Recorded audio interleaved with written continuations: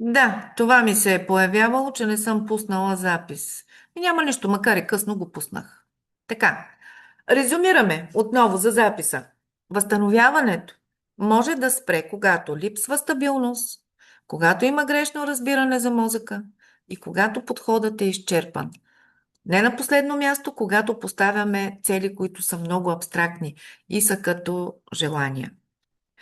Днес А, ще се спра върху втория стълб от възстановяването, като отново дам едно припомняне за първия стълб, който беше реалността и приемането. Какво реално се е променило в тялото и психиката?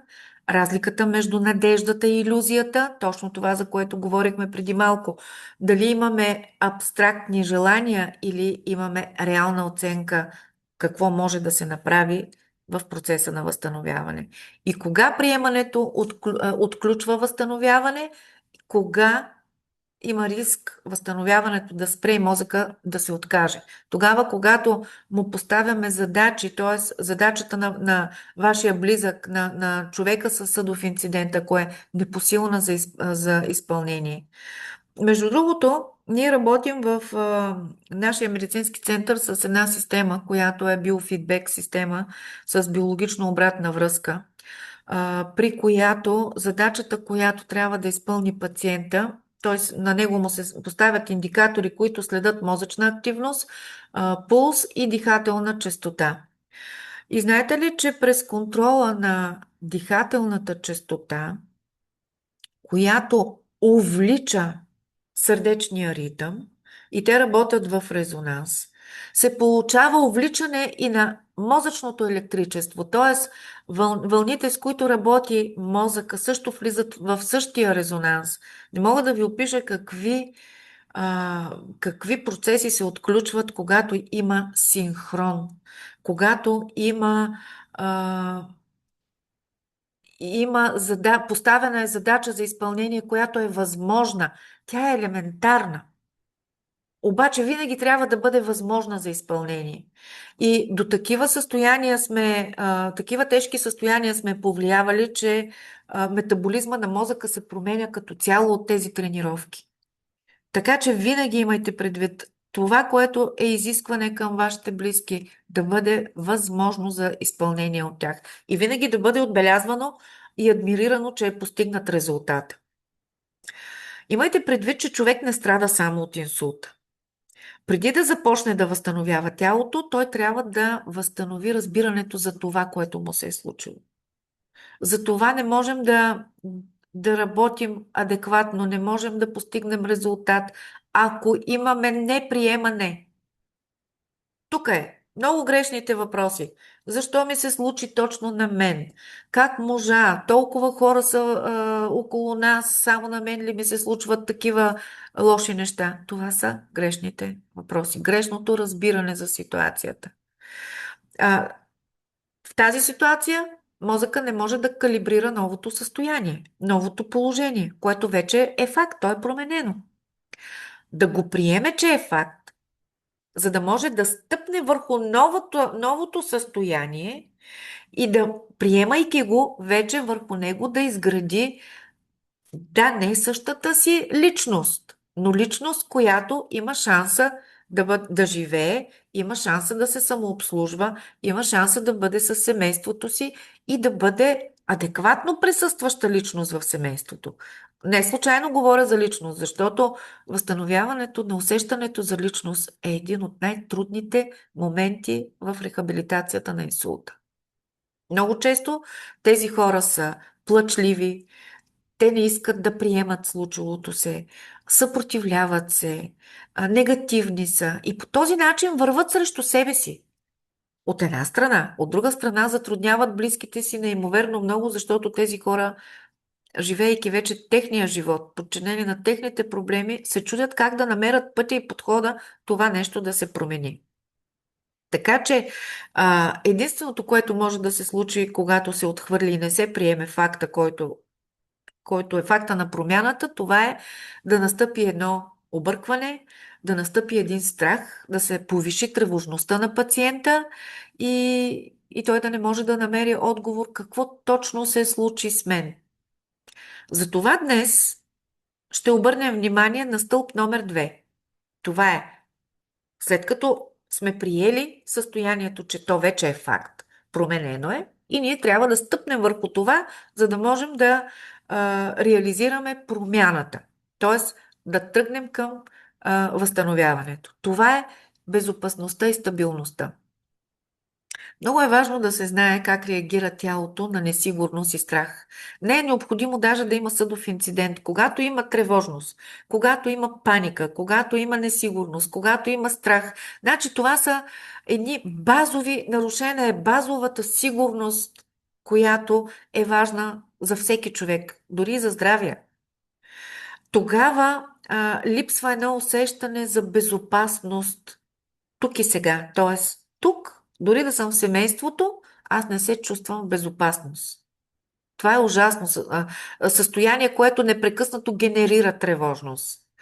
И не на последно място, когато имаме повишен страх, когато имаме усещане за тревожност, когато нямаме усещане за базова сигурност, ние увеличаваме риска от инциденти и намаляваме възможността тези инциденти да ги няма, като по този начин или увеличаваме свръхконтрола, т.е. Ето една ситуация. Освен ако не е тежко състоянието, този свръхконтрол просто задължително трябва да се освободят близките от него. Да направят нещата вместо пациента. Да нямат търпението да го изчакат, той да се придвижи, той да започне да се храни самостоятелно. Това е мечешка услуга. И много ми се иска, между другото, докато приключиме днешната среща, в края на срещата да споделите, ако искате, разбира се, поне една идея, която ви се е появила и която е различна от това, което ви е било в главата до момента на нашата среща, която би могла да ви промени посоката, по която да движите своя близък или ако сте пациент с съдов инцидент, да промените собствения си поглед върху възстановяването. Много ми се иска да я споделите след това. Така че се връщаме отново върху стабилността. След инсулт, пак се повтарям, проблемът не е само в движението. Проблемът е, че тялото е загубило едно основно усещане за безопасност. А промяната, възстановяването, започва само в ситуация, в която човек се чувства безопасен. Безопасен по отношение на движение, безопасен по отношение на това какво чувства, на емоция, т.е. Да не се притеснява, че ще бъде обвинен в това, което чувства. Защото много често хората се затварят, които имат съдов инцидент, не смеят да споделят какво усещат, за да не натоварят своите близки. И по този начин сами слагат прът в колелото на възстановяването и нещата не се получават както трябва. Как тялото, чисто на физическо ниво, реагира, когато има несигурност и страх? Забележете, когато всеки един е имал такива моменти на притеснение и на тревожност, как се включва системата на защита? Мускулите стават стегнати. Това напрежение в мускулите, то притиска кръвоносните съдове и нервните влакна, които са в тях, особено когато имаме големи мускулни групи на бедро, на гръб, на ръце. Значи, какво се случва? Вижте, стиснете си пръста и вижте как посинява. Същото се случва и с малките кръвоносни съдове, малките нервни финни влакна, които се намират в мускулните групи. Те са в едно недооросяване, недохранване, недобро кръвоснабдяване. И колкото по-дълго се задържи това усещане на страх, това усещане на несигурност, толкова повече мускулите реагират с контрактура и втвърдяване като защитна система. Това нещо само по себе си блокира движението. Когато човек е в паника, Дори да няма съдов инцидент, забележете как се движи. Той е с едни резки движения. Изпуска. Стъпките му са такива отсечени като движение. Една такава походка са нестабилна.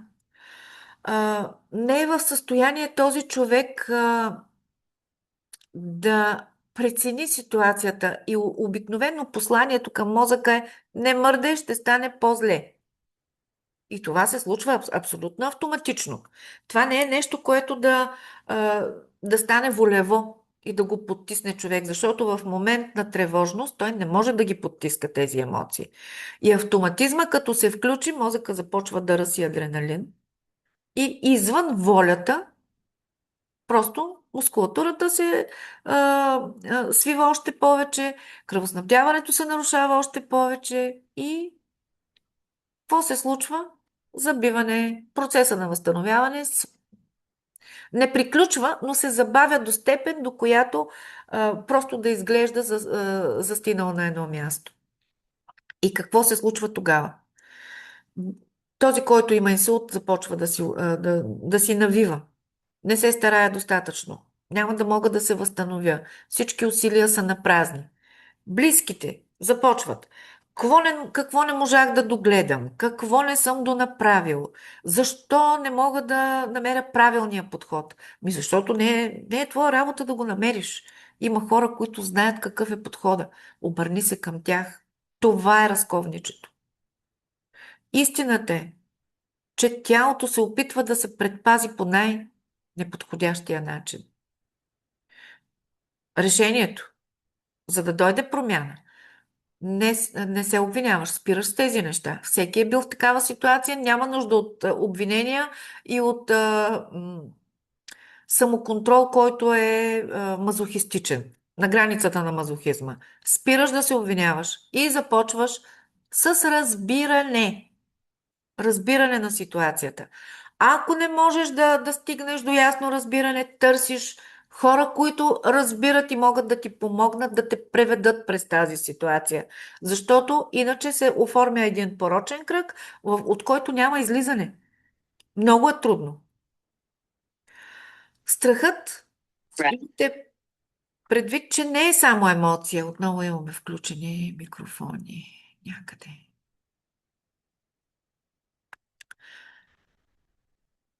Страхът не е само емоция.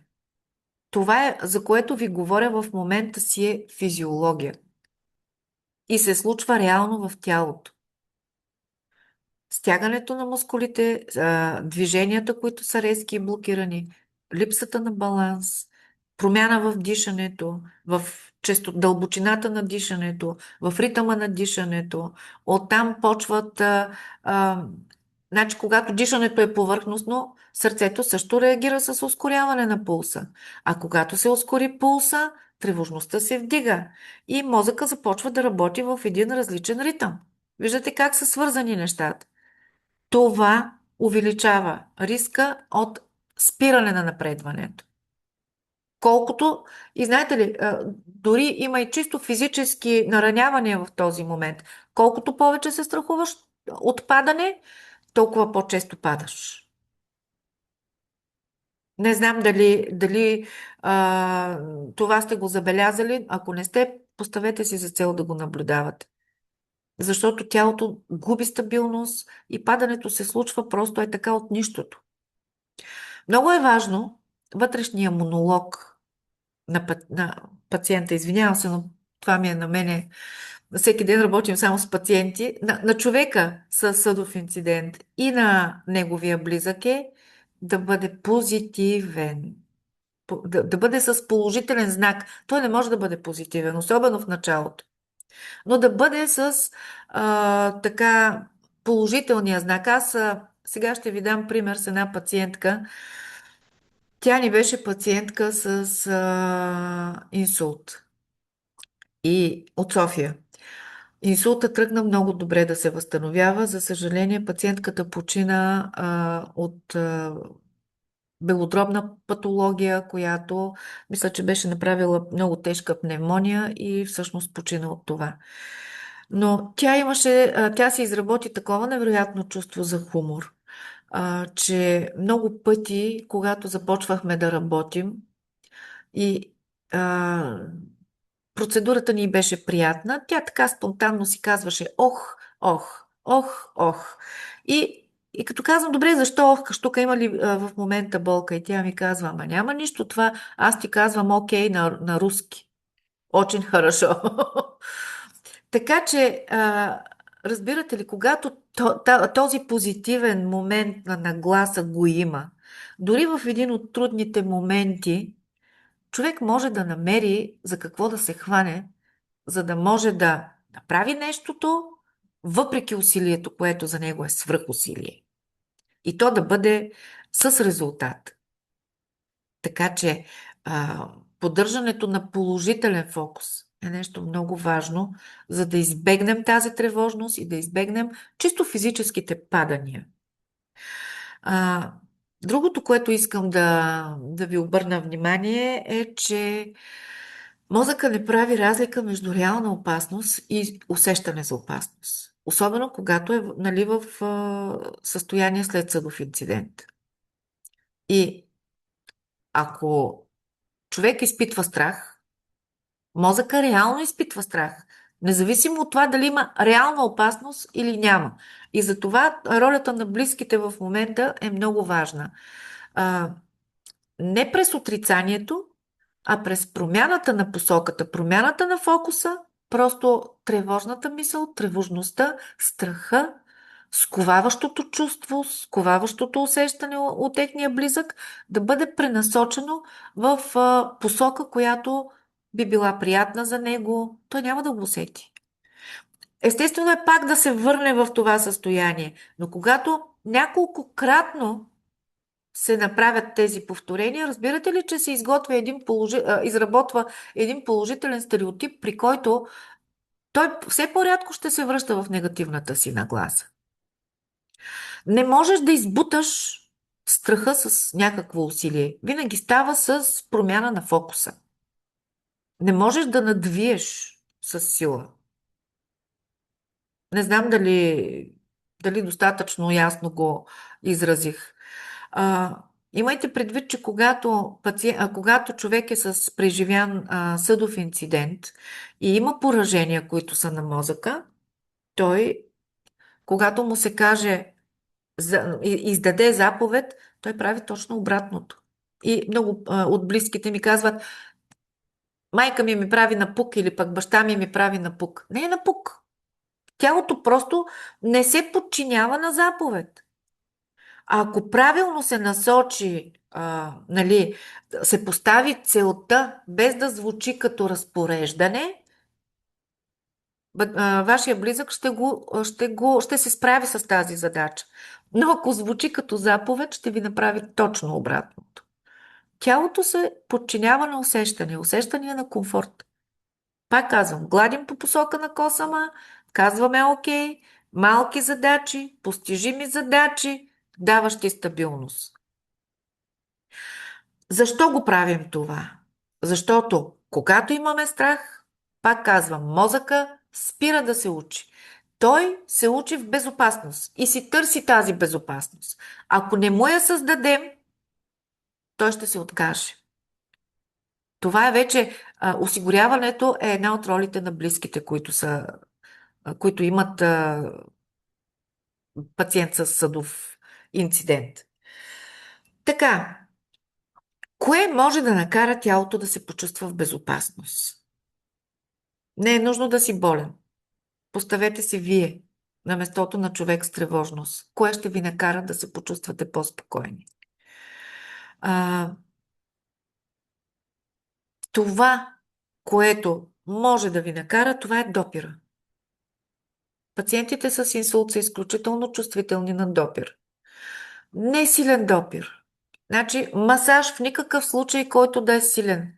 Много често това е грешка, с която се сблъскваме в медицинския център и пациентите, когато тръгнем да правим рехабилитация, тотално отказват докосването на рехабилитатора до тях.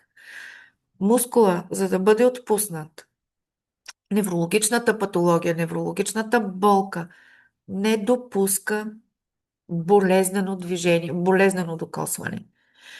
Тук трябва да имаме, ако щете, само да почувства ръката отгоре върху неговата ръка. Това е достатъчно. Или върху рамото, или върху на бузата, или пък на гърба, където и да е. Но да усеща допира. Това е усещането за не съм сам. Това търсим. Това дава сигурност на мозъка. И трябва да ви кажа, че моментално мускулатурата започва да се отпуска.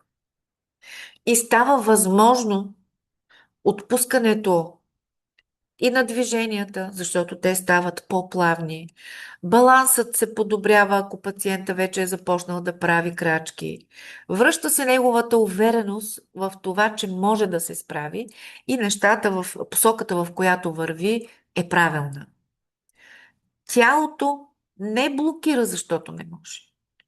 Тялото блокира, защото се страхува.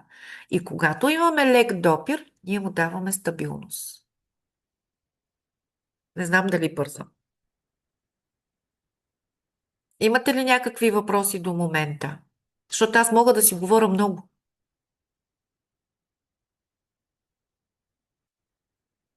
Ако някой има въпрос, може да се включи с микрофон. Седалището е два пъти ми се разпаля. Имаме въпрос, ако може Да, да си отбележите, че седалищният нерв, там където кръчето трудно се придвижва и така получава дискомфорт. На здравия крак. Майка ми пред, пред, си мисли, че се получава някакво възпаление, защото болният крак не може да навакса, пък здравия трябва да навакса за двата крака и не е получава се точно това, така. нали? Не е точно така. Значи Това това е тя си пак. го мисли, сега трябва Да, да сподели. не е точно така. Това не е възпаление, това е просто от неправилната поза имаме притискане на коренчето, което е на гръбначния стълб, от неправилната поза. Оттам тръгва болка по Да, да. крака и може да мине и като изтръпване, но не е точно така. Тя понеже пада няколко пъти, явно си има и натъртване. Аз я заведох на кинезитерапевт, който да й намести кръчето и той човек Какво с значи този масаж намести? ще опита, нали? Чакръкчийски Значи, че истории не ще е? го... На Не, здравия крак. не чакръкчийски. Ами да Той намести ми има... звучи като чакръкчийска история. Не, той е специалист, който е завършил медицина, той с машина. Преподавател. С машина, преподавател в София на студенти. Става въпрос, че той използва машини и съвсем деликатно, нали, видя дали има изваждане на ябълката и така. Оправи се. Да, Нямаше проблем. разбрах. Въпросът е, че да, не Да, е някакви чакрачийски. да, Не сме добре. толкова, Не, нали, аз се сблъсквам с такива неща от 30 години. Така че водим война с чакръкчийските истории, затова реагирам така. този човек работи с машини и с мехлемчета. Да. И, не, и така, и той казва, че хора, които, нали, не са за него, няма да ги пипа. При нея се получи добре, че успя да й помогне. Тя много куцаше. Много. Здравия крак. Той е Разбрах. семейен приятел. Знаме от години, да. Така, Въпросът някой е, друг има ли че въпрос? както хората страдат. Не, оставаме ви. Има ли нещо до тук, което е неясно и върху което трябва да обърнем внимание?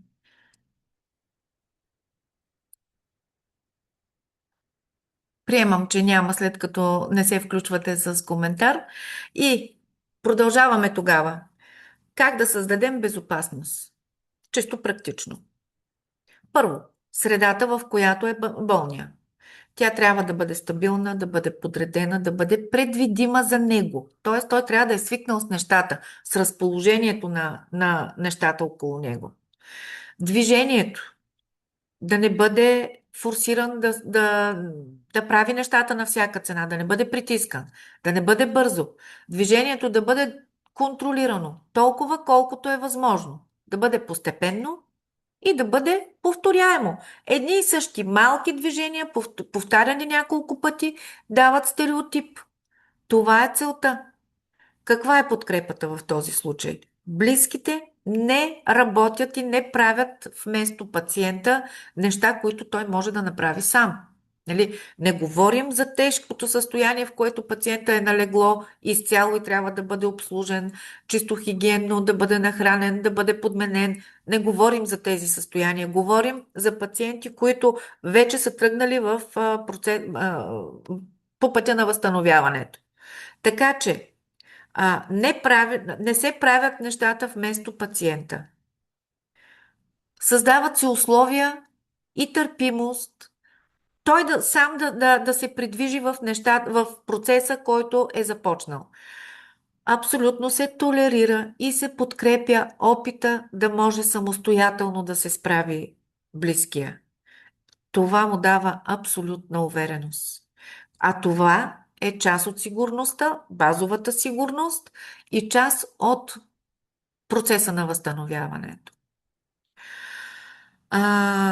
Много е важен момента за свръхконтрола. Поемане на риск без да имаме свръхконтрол. Какво имам предвид? Значи, една от основните грешки. Няма да ставаш, няма да се движиш, защото ще паднеш. Втора грешка. Защо ми се лигавиш? Ти знаеш, че можеш, аз знам, че можеш, обаче ти се отказваш, ти не искаш. Това са неща, които реално по няколко пъти на ден се срещам, защото програмата за възстановяване след инсулт я работим от много години и трябва да ви кажа, че това наистина не съм си го извадила от някое любопитно списание или учебник, а това са грешки, които ги наблюдавам абсолютно в ежедневието. Тялото има нужда от контролирана увереност. Така че представете си мозъка, пак ще използвам една метафора.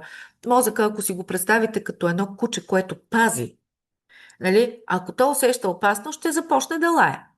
И няма да допуска да има движение.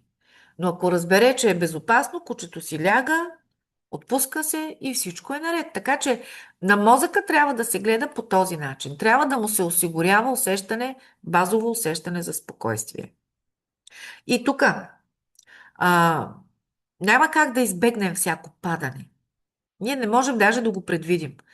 А, Целта, която трябва да се постигне, е тялото отново да се довери на себе си. Тоест, когато на няколко пъти болния с инсулт успее да стане от леглото и да седне самостоятелно, той усеща, че може да се довери на тялото си.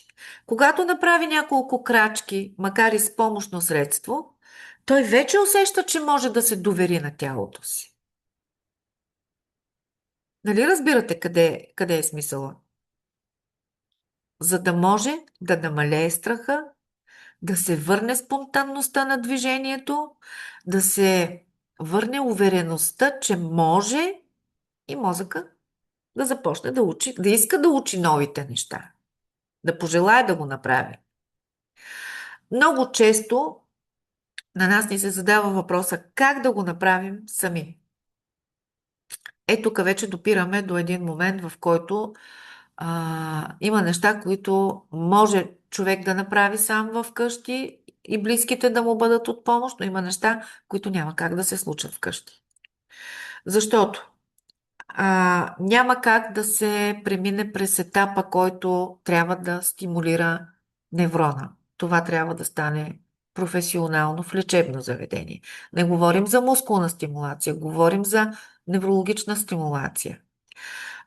Няма как да се постигнат а, базови нива на възстановяване, ако нямаме професионално включване на кинезитерапевт, на физиотерапевт, на рехабилитатор. Няма как да не се съобрази храненето с новото състояние на пациента. И когато тези неща се пренебрегнат, каквото и да се прави в къщи, няма как да се постигне резултата, който се очаква. Защото ние, между другото, сме царе на това да искаме най-доброто, да искаме най-максималния резултат, обаче да пренебрегваме професионалната помощ. Казвам ви, единият от пациентите беше дошъл с такива рани, заради това, че вкъщи са се опитвали да предизвикат оросяване с чаши, даже не са и с вендузи, а с чаши, които са горени отвътре като вендузи, затоплени, то човек беше с такива рани по гърба, че не знам, едвам го вдигнахме на крака. Такива неща не се правят. Не се правят по този начин, постига нищо добро. Има неща, които се правят от дома, има неща, които се правят в специализирано лечебно заведение. А, Когато се стигне до такъв момент, в който се постигне такъв патологичен резултат, това нещо може да спре процеса на възстановяване. И страха отново да се върне. Няма да ставаш, защото че паднеш. По-добре да не рискуваш. Стой си тук на място. Това, между другото, го правят и голяма част от близките, когато вече наистина им дотежи процеса на грижа. И казват, ти сега ще стоиш там и няма да мърдаш, докато аз отида да си свърша нещо или пък да си погледна личния ангажимент. Това не бива да се случва. Прекаления натиск не бива да се упражнява и трябва да имаме едно реално разбиране за това, кое е реалистично и кое не е реалистично. Колкото повече пазим, толкова по-безопасно е състоянието нали, положението на нашия близък. Това е абсолютна грешка. Истината е, че липсата на движение увеличава риска от контрактури и утежнява състоянието. Възможността да стане човека е много по-малка. Каква е промяната? Търсим баланс, не търсим крайности. Решението не е в спирането, решението не е в натиска.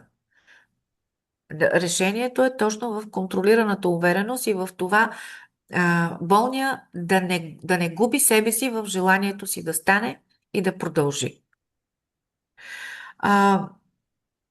Много е важно да се следва система на рехабилитация. Тук изобщо не коментирам това дали е добре или не да има рехабилитация. Тя е задължителна. Иначе няма как да се случат нещата. Но ако една рехабилитация е сама по себе си 5 дена, 7 дена едно направление, отиваш, включват ти някакви апарати, тръгваш си и никой не се интересува от това имаш ли разлика в състоянието, няма ли разлика. А, Това нещо не е система, това е усвояване на направления. Това не върши на никой никаква работа. Илюзия за близките, че правят нещо, пациента чувства, усеща нещо, но какво е и той не знае. Да, физиотерапията е усвоила едни направления, обаче, нали, крайният резултат, той никъде не е засрещнат като страни близки, пациенти и физиотерапия да работят като екип. Това води гарантирано към провал. Ако една рехабилитационна система не е система, която да даде безопасността на първата стъпка, стабилността, изграждането на стабилност в процеса, всяко движение да има смисъл и всеки пациент да бъде воден, а не оставен така самостоятелно, това не е система, бягате, няма да ви свърши никаква работа. И много е важно да се разбере, че когато имаме процес на възстановяване, имаме два пътя. Или да вървиш сам. Да, има неща, които ще ти бъдем от помощ, ще бъдем до теб, но сам, с правилните движения, с правилното отношение, с правилното поведение, ще подпомогнеш процеса на възстановяване, но няма как да го засилиш и той да бъде пълноценен. Има обаче и друг вариант. Да го направиш с пълната подкрепа, с наличието на система. И двата начина са възможни. Въпросът е, че водят до различни резултати. В единия случай просто подпомагаме, в другия случай получаваме резултати. Така че програмата, понеже доста ни питат и за самата програма, която е за възстановяване след инсулт, първото, което искам да кажа е, че не всеки пациент е подходящ за нея. първо се прави една оценка, защото сигурна съм какво ще се случи и след това събитие. Въпросите са почти едни и същи след всяка наша среща. Програмата за възстановяване върви по определени критерии, които са чисто медицински индикации. Програмата е поне 12 седмична и е разпределена на 3 етапа. Като първите 4 седмици правят буквално рестарта, събуждането на потенциала, работата с страха и несигурността, но и апаратните въздействия, които имат за цел да събудят нервния импулс, да изработят колатерална мрежа от инервация и да могат да компенсират, да създадат условия за компенсация. Това е много, как да ви го кажа, той не е тежък процес, но е наситен с въздействия и с работа период. От петата до осмата седмица това е периода на стабилизация. Това са работа за координация, работа за баланс, работа за възстановяване на функционалните движения. И от 9 до 12 седмица се работи в посока интеграция. Връщането към самостоятелния начин, автономния начин на живот, плана след програмата, т.е. какво да се прави след като се приключи тази програма на възстановяване в домашни условия, домашните протоколи, какво да правят близките, на колко време да се правят поддържащите процедури, как да се храни, как да се движи пациента. Това е дълбока, логически свързана програма. И пак казвам, не всеки пациент е подходящ за тази програма. Оценява се състоянието на пациента, оценява се възможността, възстановителния потенциал, дали го има, колко го има и как да бъде използван. За това, за да можем, защото пак съм сигурна, че ще има въпроси, за да не се размиваме в момента, в общото пространство, това, което можете да направите след като приключиме бланката, която съм ви дала в чата, попълнете я, за да можете да си ангажирате час, 30-минутна консултация. Даваме конкретни насоки за конкретния пациент, по конкретния казус, какво да се прави, как да се прави, защо да се прави. Провеждаме индивидуалната консултация и заедно решаваме какво се случва оттам насетне с ситуацията вашата. Разбираме къде се намира в момента по отношение на възстановяването пациента. Обсъждаме какво е реалистично. Пак казвам, много от нещата, които водят до... Имали сме близки на пациенти, които в началото ни се сърдят и казват, ма не може сега, защо предпочетохте другия, а пък нас не ни предпочетохте. Тук не е въпрос на лично предпочитание. Може би има вероятност пациента рано да е дошъл при нас. При нас, пак казвам, най-малко 3 месеца след ситуацията. До третия месец се провежда болнична рехабилитация. Стационарна, не амбулаторна. Имаме много критерии, по които обследваме състоянието. Така че виждаме какво е реалистично и какво не е. Отговаряме на всички въпроси, решаваме какво се случва без натиск, без никакво усещане за задължение и без сърдене. Много моля. Просто без сърдене. Няма личен момент. Единственото нещо, което се оценява е възможността да се постигне реален резултат. Пак казвам, възстановяването е път. Той е процес, той не е момент. И този път изобщо не е лек. Не е лек, когато не знаеш какво правиш, когато се луташ, когато се блъскаш. Но може да стане организиран, може да стане предвидим, когато знаеш къде отиваш, когато не го вървиш сам и когато имаш система, която те държи стабилен. Така че нещата се свеждат отново до система. Имате ли въпроси?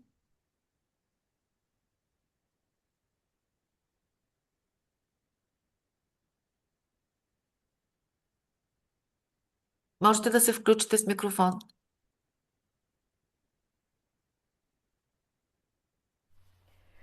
Аз може ли да се включа отново, защото Да. и баща ми също беше част от вашата аудитория и той слушаше вашите изказвания. Според тях според двамата ми родители, начина по който, нали, представяте информацията, на тях им се струва, че е доста така научна. В смисъл, Ами тя нивото, научна е. нивото Не ви е на, лаична. нивото ви на иска е доста трудно разбираемо така. Не, че те са глупави хора, нали, не са лекари или някакви специалисти, но това е така едно мнение, което споделям. Нищо не искам да ви, нали, по никакъв начин да ви обидя или да кажа, но Не, аз не се обиждам. Опитвам се да адаптирам изказа си, да бъде разбираем, но за мен е сега... много разбираемо всичко, но те вече явно от възрастта им или Да, факторите са много. Вие споменахте, че баща ви е с дементни промени. Нали, няма как аз опитвам се да го асимилирам, но тук вече ролята е ваша, вие да го разберете, не толкова те. Значи, вие сте аз човека, излязах, който присъства, за да да, придобие яснота. излязох от техното обкръжение, за да мога да продължа с Да, сесията. Всичко е много ес- добро. естествено е, че е научно, защото ако не почива на наука, то просто е несериозно. Да, само да споделя нещо още, че нали, знаете, който няма желание, няма как да станат нещата при него. Те си имат тяхно виждане как да се справят, особено нали, различно е за мъж и за жена. Мъжете Да. изпитват, ако се грижи за него жена, изпитват повече, нали, не става въпрос за дете, става въпрос за родител. Изпитват така някакъв дискомфорт или се чувстват, Има го този момент, да. съмнуват се. Да, да. Докато аз излизам от ситуацията, но при майка ми тя малко по... Мисля си, че по нейния начин тя ще се справи. Аз виждам, че не може. И затова исках да включа вас като специалист-експерт, който си разбира нещата Сега, и знаете най-вероятно как съм ми ги... прозвучала твърде сериозно, но аз обясних. В такъв момент не е нужно да се поддържа този фокус на упростяване. Да, добре е да се упростяват нещата и да се обясняват, но сменяй фокуса. Защото няма как да очакваш пациент, който има проблеми, който е далече от системата, която... Той не е експерта, той си е просто човек. Нали? Никой не е длъжен да Да. разбира от медицина, никой не е длъжен да разбира от възстановителна медицина, но а, не може това да повлияе на начина, по който трябва да премине процеса на възстановяване, защото границата, ако аз не я поставя, този проблем, между другото, го имаме редовно. Идва пациента и ни казва какво да правим. Абсурдно е. Границата съм свикнала да я поставям рязко, точно и на място, защото иначе няма да имаме резултат. Не можем. Не може някой, който е много далече от системата, да има претенция как да се работи с него. Значи няма да имаме резултат. Не, Ако ми дойде майстор за пералнята, не мога да му кажа какво да направи, защото не разбирам от това. да, И така е. ще го оставя. Като отида на стоматолог, не му казвам на стоматолога какво да направи. Доверявам се на експертизата. Така че, ако експертизата сама по себе си не е научно подплатена, тогава за мен това не е експертиза. Това е... Да, Напълно сте темата е права. актуална. Аз ви разбирам напълно. За мен е малко непонятно, нали, инсултното заболяване. Тук беше много интересен нашия случай. С силен масивен инсулт тя успяваше да разговаря с мен. Аз бях в чужбина и аз бях много учудена, защото и после като гледах документите, мозъкът е нещо уникално. Ние знаем всички, но при Да. такъв масивен инсулт да може да говори с мен и да ми обяснява, не Зависи знае. къде е било огнището на поражение. И в задната ниско долу, не мога да кажа точно като не тимуса, но долу ниско в задната част на врата. Отзад. Да. Добре е да се види документацията, за да сме Да. максимално екзактни. Така, някой друг има ли въпроси? Доктор Николова, Вие Здравейте. споменахте, че в вашето процес на възстановяване се използва и неврологична стимулация. Какво значи това? Има апаратура физиотерапевтична, която работи с трудно възбудимите нервни влакна, които нямат миелинова обвивка. Най-финните влакна, така наречените С влакна. Това са демиелинизираните влакна, които сега някои от нервните клетки си нямат миелинова обвивка, тези, които са най-малките, а други са я загубили по някакъв повод. Нали? Инсулта е един от моментите, в които имаме локално демиелинизация на някои от нервните клетки. Другите са диабетната невропатия, нали, когато е тежка, или пък притискането при тежка коренчева симптоматика на ишиадикус или на брахиалния плексус, когато имаме притискане на коренчето. Апаратурата, с която разполагаме, това ни прави и уникални. Има възможността да възстанови. Тя работи с биологично обратна връзка вградена и работи с импулс, електроимпулсна терапия, която е идентична с тази, която мозъка работи в будно състояние, в алфа ритъм на вълната. И въздействията организма не ги възприема като чужди, а ги възприема като команда на собствената нервна система, което ускорява възстановителния процес. Много е уникално. И между другото, последната система, която дойде, това са руски технологии и двете. А, Едното е невроадаптивен регулатор, другото е стимулатор, който нарича се колибри. Това е толкова малка системата, точно като колибрито, прави такива разкошни въздействия, че просто съм възхитена. Това е невростимулацията. Не е Да, просто мускулната стимулация, при която да постигнем съкръщаване на мускулатурата и оттам да умориме мускула. Дълбоката стимулация, която дава възстановителния процес, го ускорява. И другото, което изключително добре работи в този момент е биофидбека с биологично обратна връзка отново, при която имаме трениране на мозъка. Това е тренингова система на мозъка през дишане. Пациента си има сложени индикатори и той трябва да изпълни една определена задача на монитор, без да пипа клавиатура, само през ритъма, с който диша, за да може да се синхронизира ритъма на дихателната честота с сърдечната честота и мозъчната активност. да, много сложна апаратура. Хубаво Просто е уникална. е модерна и уникална и Да. вероятно вие имате опит и знаете колко много помага. Но това аз съм чувала за биорезонансна терапия. Има Не, ли няма нещо нищо общо? общо. Не, няма нищо общо. Не. Различно е. Няма нищо общо с това. Различно. Да. Биорезонанс би ли могло да помага?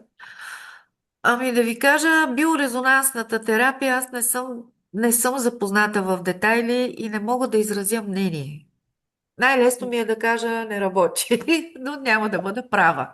Не мога да отричам нещо, което не познавам. В момента е много актуално, както казват, в тренда е, но аз не мога да изразя мнение. Не съм специалист в тази посока. Да. Благодаря ви много за Моля. отговор.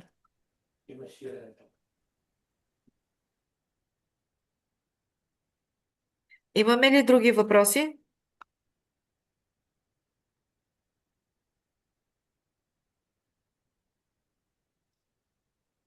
Аз имам въпрос. Първо много благодаря за Заповядай. информацията. Отново беше много полезна.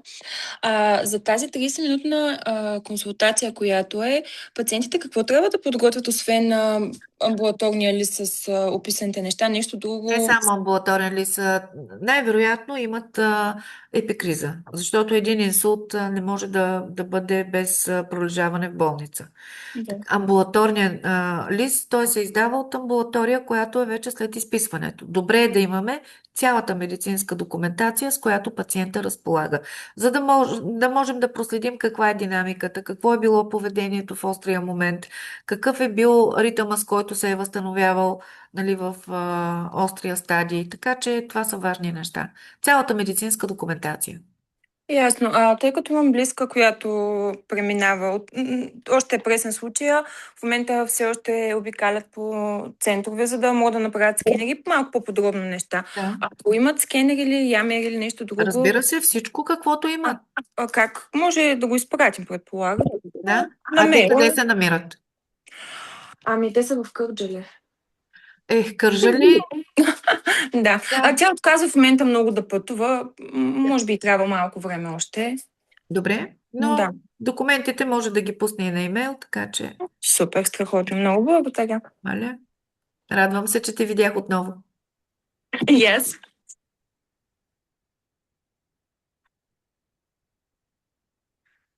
Някой друг. Доктор Николова, аз много се включвам. Дали мога да ви попитам, има ли някакви индикации, с които може да се алармира тялото на човек? В смисъл, при получаване на болки, като схващане в главата в тази област. Говорим за симптоми, които могат да предизвестят някакъв съдов инцидент ли? Да. Сега нямаме категорични такива, но другия месец включваме превенцията на съдовите инциденти и ще имаме такава обучителна програма и за тях. Това е шум в ушите, това е скованост във врата и целият гръбначен стълб. Много хора ги подценяват, смятат, да, част от причината е неправилна поза, неправилно движение, пренатоварване, но много е детайлно и правиме втори фокус, който ще бъде също както програмата за възстановяване след инсулт, само че това е превантивна програма. Между другото, пациентите, които работят, ние сме създали към момента 3 големи програми, по които работим, защото не, че нямаме желание за повече, просто не ни стига физическата възможност да го реализираме. Работим с здравната каса и идвайки при нас пациента, оглеждаме го по отношение на съдовия риск, който може да се определи с доплерова сонография и то със специален доплер, който наистина определя дебелината на съдовата стена, не само проходимостта на съдовете, което определя риска този съд да бъде свръхнатоварен и да не издържи. Разбирате ли? Така че имаме възможност да огледаме от всякъде. Въпросът е, че програмата, когато вече влезне за овладяване, пациента няма как да мине само с едно направление за 7 дни. Това е несериозно. Значи касата плаща един базов пакет, който е един ултразвук с един магнит и разни интерпретации там. Всичко останало просто е, което е важно, е извън пакета, който касата плаща. Но ние сме се постарали това да бъде безплатно за пациента. Имаме и програма, която е за ранно откриване на остеопороза, като DEXA скенера също е безплатен за нашите пациенти. Нашия медицински център го плаща. Имаме договорености с другия медицински център и сме открили толкова тежки остеопорози, че просто струва си. Тези програми си струват. Трите базови, които в момента ги работим: възстановяване след преживян инсулт, превенция на съдовите инциденти и ранно откриване на остеопороза, са изключително натоварени от към пациенти при нас. Така че, ако можем да сме полезни с нещо, насреща сме. Ще съдействаме. Да ви натоварвам повече, просто при мен се беше случила ситуация, в която усещам тук, особено над дясната част, над дясното ухо, едно свиване вътре в мозъка, такава неистова болка, че си мислех, че край, така свършвам. И само съм успявала да пия водичка и да почивам. До сега, слава Богу, не съм имала, нали, някакви други последици, но ще направим една консултация допълнително с вас, сега да не натоварвам Да. хората. Но явно, че има такива показатели, които могат също да покажат някакви симптоми. Има, като пак казвам, уточнявам, те не са задължителни. Задължително, ако имаш стягане във врата или пък шум в ушите, не е задължително да направиш инсулт. Но тези, които са направили инсулт, задължително преди това са имали шум в ушите и схванат врат, което е повод да скочи кръвното, да се случи спазъма. Това са съдовите инциденти се случват за части от секундата. Въпросът е, че има създадени условия това да се случи. Ясно. Това е проблема. А българина, колкото и да ми е неприятно да го кажа, не обръща внимание на превенцията. Той обича да се лекува. Тогава, когато стане безнадежно, когато нещата дойдат до крайен предел, болката не се търпи, шума в ушите не се търпи, тогава търсиме, нали, гасим пожар, изгасим го един път, не се обръща внимание да се превентира и да се поддържа ремисията. Масово е това, масово. Аз защо съм тръгнала да си вода образователна програма? Не защото ми е скучно. Нали, Шумът имам в... много ангажименти, Сигурна съм. повярвайте ми. Но едно от нещата, които ми се иска хората да разберат е, че разбирате ли, пожара веднъж ще го изгасиш, втори път ще го изгасиш, третия път ще изгори цялата къща. Няма как да се случат нещата. От само себе си, спонтанно, без грижа, без целенасочено отношение към здравето, нещата не се случват. Много говорим за профилактиката, нали, която е много важна за нас, Да. но И то въпросът е там, правилната, че... защото и там има едно Да, залитане в няколко посоки, но няма да влизам сега, защото ще задълбоча и ще изместа фокуса. за шума в Правилната ушите, превенция. кога ще имате, извинявайте, за шума в ушите, кога ще имате такава лекция, да кажем? Ами то ще бъде 12 месеца, но ще започне от другия месец. Просто трудна ми е организацията на самата програма, образователната, защото това са материали, които трябва да тръгнат от точка нула, да преминат през целия процес, за да бъде осъзнато от хората. Така че ще получите информация. При всички случаи, така както достигна до вас информацията за инсулта, аз, ако сте влезнали във Viber групата, там също ще подавам датите, които са, защото групата е компактна, вече е над 400 души, така че по-лесно ми е на едно место да я сложа. И имаме във Фейсбук имаме група, която е затворена възстановяване след инсулт, след преживян инсулт, там също я слагам информацията. Имаме Ясно. група, когато живота падне на легло, там е за други тежки състояния, които са извън инсулта, но пак са за тежко болни хора. Ще трябва да сме по... И тук слушам възстановяване след инсулт и има някакво... Не пречи да го изслушам. Не. Аз мисля, че хич не пречи на никой. А този шум в ушите, той е различен. Има шум Да. в ушите, който постоянно стои при мен, например, и баща ми го има същия шум в ушите. Той постоянно шуми. Мислех, че може би защото съм слушала често нали, музика на много високи децибели. Но може би е от нещо друго. Ами, И вижте, всъщност звуковата травма е едната от причините, но другата трябва да се види просто състоянието на съдовете, състоянието на врата. Те са комплексни неща, не е само едно. и когато човек му се е случвала ситуация да припадне, да кажем, чувала съм от моята майка, че шумът от ушите, казва, тя като фония излиза и става тънък и не чуваш после. Той може да бъде в различни честоти, може да бъде във високи, може да бъде в ниски. Това също си е диагностичен критерий за състоянието, но не е безобиден. Шума в ушите не е безобиден. И трябва да се вземат мерки. И във вашия център повлиявате на шума в ушите, така ли? Да, изключително добре. Да, благодаря. Моля. Някой друг има ли въпроси?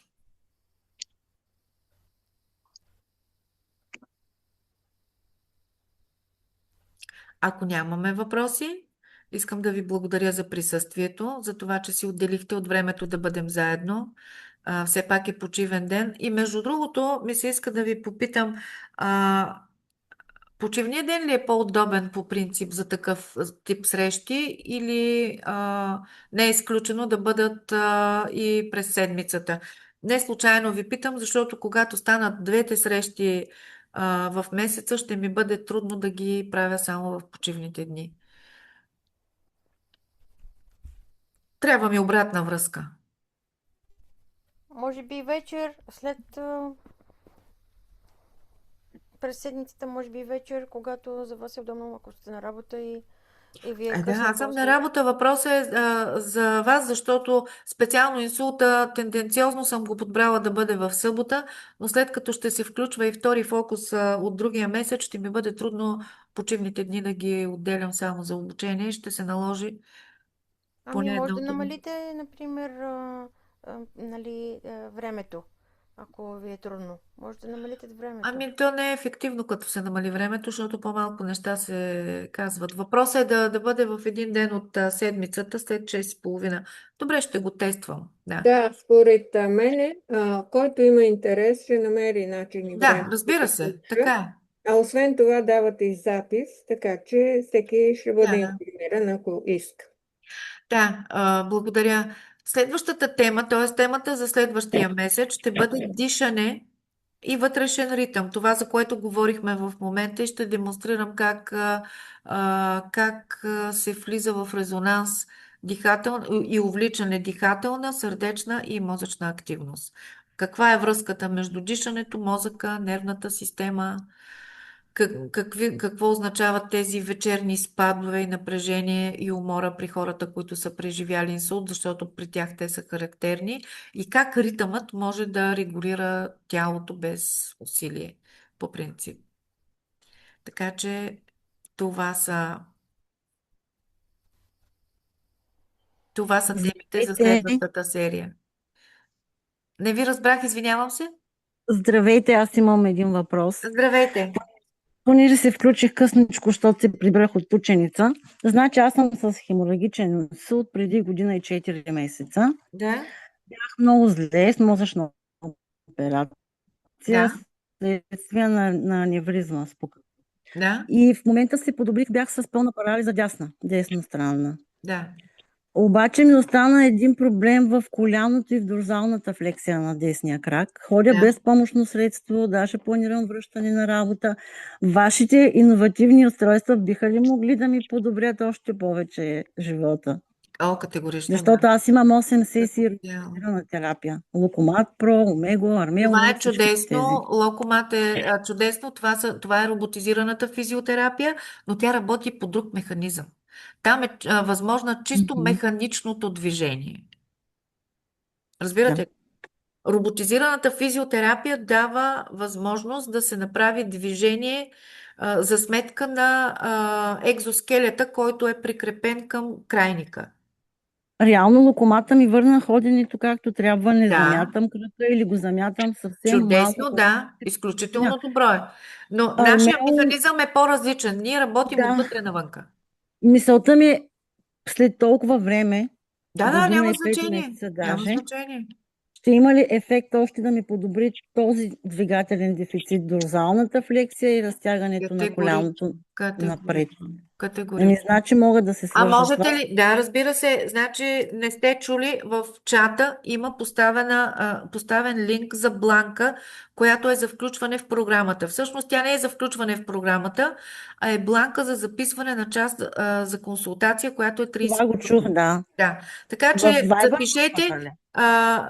Предпочитам да бъде през бланката, защото няма как да пропусна консултация тогава. в Иначе, този чат на срещата. да, аз ще сложа Сега и ще във видя. Viber също ще поставя линк на тази бланка.